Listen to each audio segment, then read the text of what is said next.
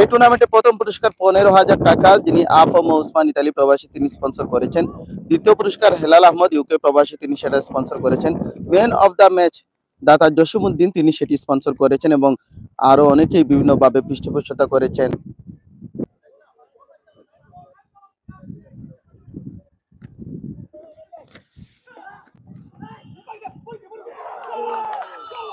প্রথম গোলটা আমরা দেখে নিলাম ফ্রান্স ইউনাইটেড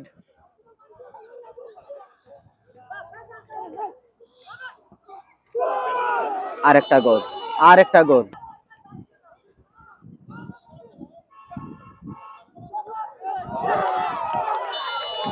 আমরা গোল দেখে নিলাম, আরেকটা গোল ম্যাচের উপর, এবং একটা গোল শুট দিয়েছে মাদ্রিদ এফসি।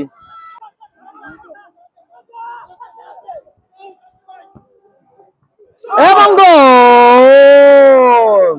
2-2 সমতা। একটা ভালো চান্স, ইব্রাহিম পারবেন কি, এবং গোল। হ্যাটট্রিক নয়ন হ্যাটট্রিক